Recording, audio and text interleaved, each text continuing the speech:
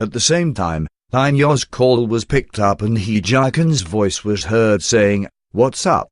Ji, who was about to answer Bo-hee, pursed her lips and didn't make a sound when she heard Hee Jae-kun's voice. Instead, she bolted into the bathroom.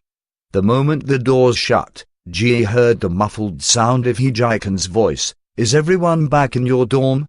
When Ji came out of the shower, Lin Yo was already off the phone.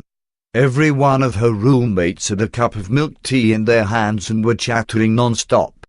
Bo-hee was the first to say something to Ji. "Shaoib, are you all right?" Ji shook her head and replied, "Yeah, it's nothing.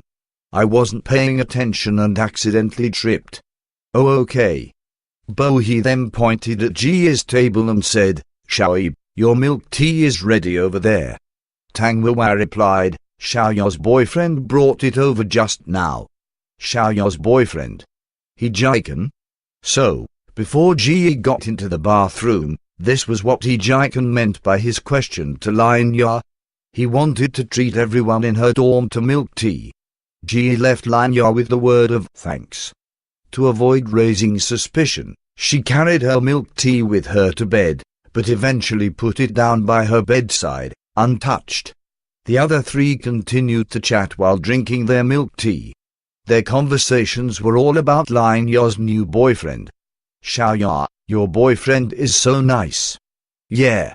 You wanted to order milk tea at the Golden Lounge but they didn't have it, so he actually ran to get some for you after taking us home. Most importantly, he doesn't smoke or drink. He didn't even drink when everyone offered him glasses tonight." "What did he say?" "It's easy to get into trouble after drinking. A man with such self-control is almost too good to be true." Ji couldn't take in a single word from that point onwards.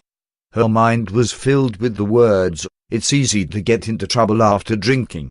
The very words Hee Jae-kun condescendingly said to her 4 years ago rang in her ears. "If I hadn't drunk so much that night, do you think I would have ever touched you?"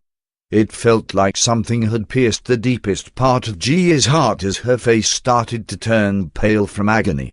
A week had gone by without bumping into Hee Jae-kun or hearing his name spoken aloud.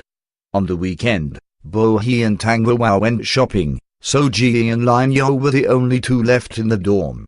As Lin Yo put on her makeup, she suddenly turned her head as though she remembered something.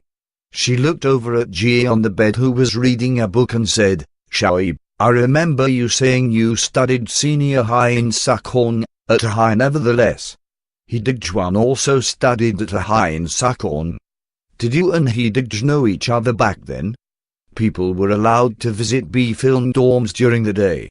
Hee Jae-kun, who had plans to go to an outdoor party that evening, was right downstairs from Lin Yo's dorm.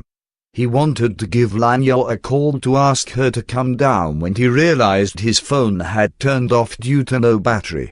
Even if he charged it in his car, it'd take a while before he could turn it on. He hesitated for a moment but eventually decided to personally go upstairs. The door to Ji's room was left open, so out of courtesy, Hee Jae-kun didn't push the door open and walk in. Instead, he raised his hand to the door preparing to knock when he heard Lin Yo from inside saying, "Shall we? Did you and Hee Dae know each other back then?"